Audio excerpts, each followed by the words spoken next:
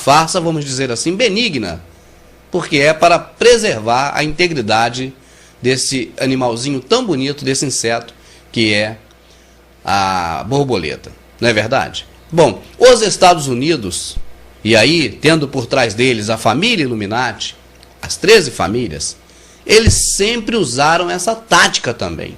Só que não é, na verdade, para defesa, é para o ataque. Não é com a intenção boa, é com a intenção ruim.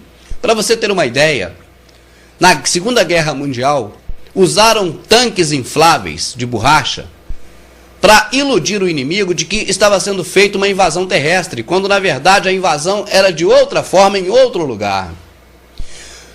E tem tantas farsas que eles promovem desse jeito. Nessa própria guerra da Segunda Guerra Mundial, os tanques iam para frente da batalha e passava aquela tropa de tanque de manhã. Quando era mais tarde um pouquinho, eles voltavam por outra rota e voltava de novo pelo mesmo caminho para parecer que era outra tropa de tanques atacando. Os Estados Unidos sempre quis mostrar uma força que na verdade eles não têm.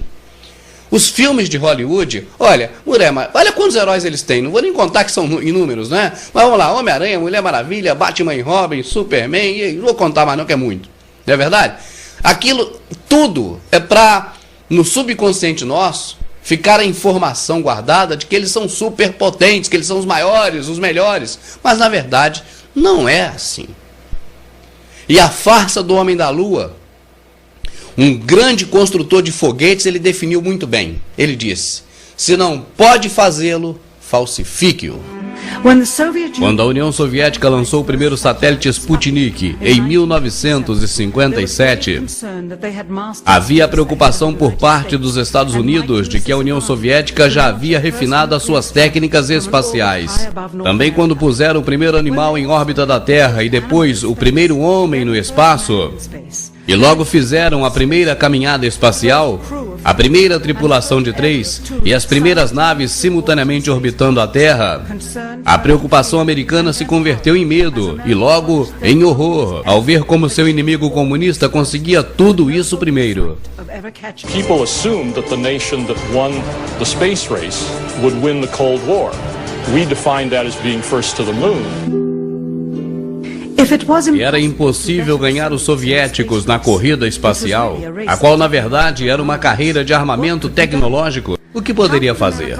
Como poderia a América conceber a ameaça de um armamento superior? What actually happened in my mind is that during the 60s, they said if you can't make it, fake it. Através da história das rivalidades e das guerras, astutos generais ante os exércitos de seus rivais têm usado as mentiras e a desinformação como método para lograr vitória. Na Segunda Guerra Mundial, por exemplo, colunas de tanques infláveis foram colocados em lugares longes para ocultar as forças alemãs da verdadeira invasão aérea. O sistema de defesa espacial contra mísseis foi alterado para parecer mais avançado do que na realidade era. E a ideia disso tudo era enganar a União Soviética sobre a rapidez da resposta militar dos Estados Unidos durante a Guerra Fria.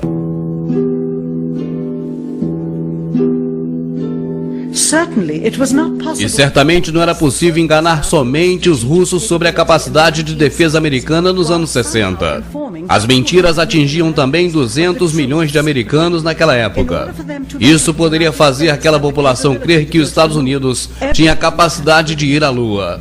Todos deveriam crer nisso. Além do mais, o orgulho da nação americana estava em jogo, sem mencionar o crescente mal-estar que ocorria em todo o país. Havia um governo que tirava dezenas de milhares de vidas em uma guerra arranjada no Vietnã cheia de contradições. E além disso, o programa Apollo havia gastado já bilhões de dólares. E se viesse a falhar com todo esse investimento, seria um gosto amargo na boca de todos os contribuintes americanos. O custo do programa, cuja única meta era de ser o primeiro a colocar uma bandeira no solo lunar, seria de 135 bilhões de dólares, o que equivaleria à quantidade de uns 9 bilhões de dólares que seria para os privilegiados contratistas escolhidos por seus amigos da NASA. E se a máquina na realidade só chegasse à órbita terrestre como as missões anteriores haviam feito, então tudo teria se acabado e a funcionalidade dos demais componentes seria irrelevante.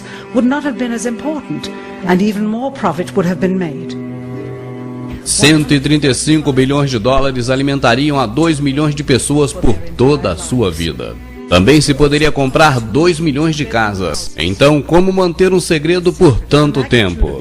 Exatamente um ano antes da primeira missão à Lua, a NASA lançou o Tetra satélite, desenhado especificamente para simular dados de voo procedentes da Lua. Ele era utilizado para que a equipe da Terra pudesse simular a aterrissagem. Muitos astronautas fizeram simulações, e essas simulações seriam utilizadas caso no voo real houvesse falta de comunicação com a Terra. Se houvesse necessidade, uma dessas simulações seria utilizada no momento verdadeiro do voo, com algumas pequenas variações. Seriam transmitidos ao satélite para logo retransmitir a Houston como se fosse direto da nave.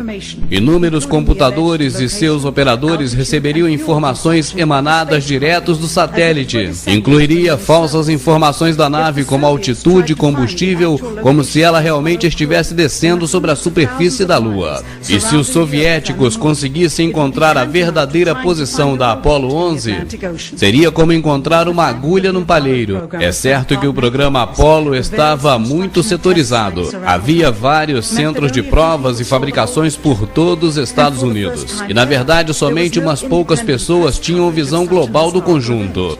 Todas as fotos, sons e imagens que eram distribuídas ao público eram estritamente controladas pelo governo americano e examinadas previamente. Logo após analisadas, eram disseminadas, sem revisão, até agora. The astronauts were launched with the Saturn V. Then, in order to account for their disappearance, they simply orbited the Earth for 8 days. And in the interim, they showed these fake pictures of the astronauts on the moon. But on the 8th day, the command capsule separated from the vehicle and descended to Earth, as of course was shown in films. No próximo segmento você vai ver algo interessante. As provas de que o homem foi à Lua são as provas de que o homem não foi à Lua.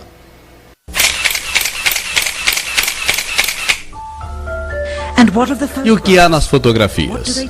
O que nos dizem? Essas fotos são as mesmas que circulam ano após ano em toda a comemoração de aniversário da viagem do homem à Lua. Acredita-se que são dos primeiros 60 minutos da viagem lunar. Embora pudessem ter tirado muito mais fotos para cobrir todo o expediente. Surpreendentemente também há escassez de fotos do pioneiro-chefe da missão Neil Armstrong.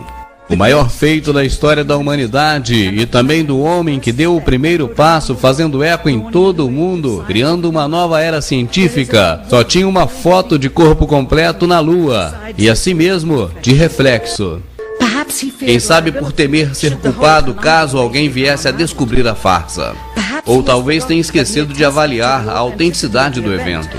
A sua assinatura está gravada nessa placa do governo federal. E de fato, mais de 40 anos se passaram desde as primeiras conferências da NASA à imprensa e as ocasionais aparições dos aniversários do feito, onde apenas algumas poucas perguntas foram permitidas. Nunca foi dada uma entrevista diante de uma câmera. A ninguém. Nunca. The reason I believe that NASA and the government faked the moon landing was basically it was technically impossible to do it. And they simply had to come up with some sort of alternative that they felt the public would believe. Partindo de um ponto de vista analítico, as anomalias fotográficas têm que se compreender baseando-se em iluminação e sombra. O mais singular de tudo é quando os objetos são iluminados apenas pela luz do Sol, como deveria ter sido na Lua. Depois de tudo isso, as equipes de iluminação no solo eram pouco práticas. Então todas as sombras, as margens das cenas deveriam ser paralelas entre si. E jamais estariam cruzadas, como mostra esse exemplo. Nestas fotografias pouco conhecidas obtidas de uma base de dados auxiliar da NASA, fica bem claro que as cenas foram iluminadas por luz artificial. Estas sombras que apontam em diferentes ângulos são evidências de que se utilizava uma segunda fonte de luz. Além disso, o Sol jamais causaria uma silhueta de brilho como essa no círculo. Somente uma luz artificial atrás do objeto da sombra poderia causá-la. Outra vez, sombras que se cruzam e outra zona de brilho atrás da silhueta.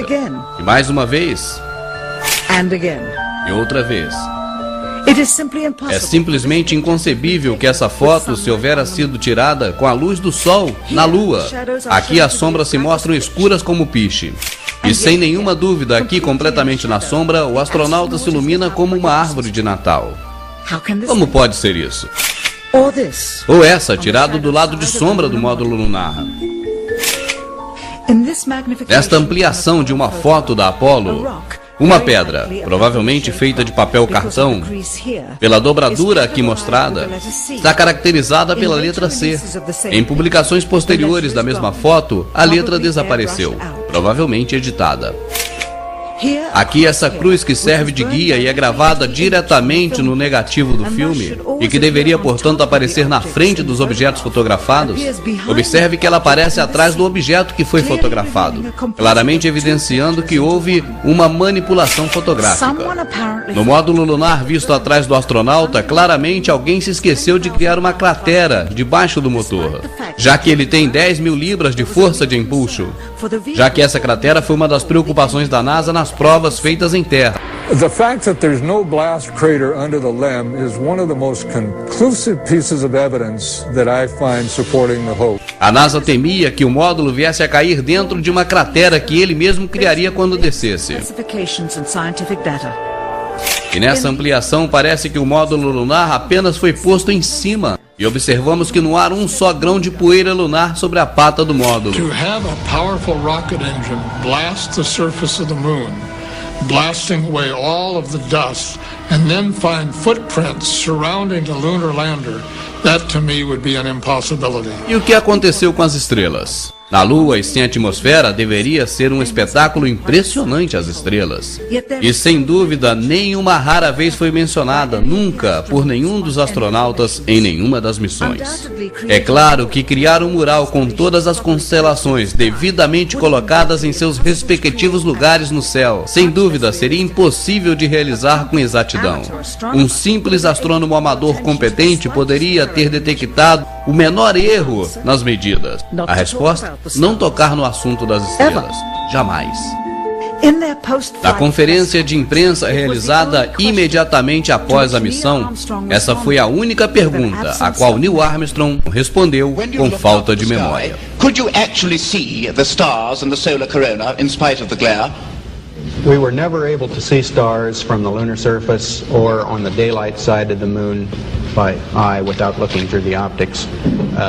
I don't recall during the period of time that we were photographing the solar corona what stars we could see. I don't remember seeing any. Anos mais tarde, sem constrangimento algum, Michael Collins recordaria haver visto as extraordinárias estrelas descrevendo em seu livro Expedições à Lua. Parecia que a sua memória melhorava quanto mais velho ele ficava. Já que levaram 3 veículos à Lua, por que jamais levaram um telescópio? Se houvessem levado um telescópio, poderiam observar o longínquo universo, muito além do que era conhecido na época. Se houvessem levado à Lua, certamente seria o melhor local para captar galáxias desconhecidas.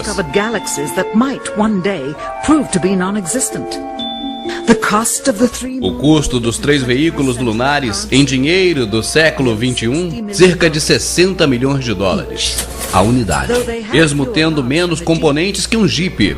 Onde ia todo esse dinheiro? E logo temos a bandeira balançada pelo vento.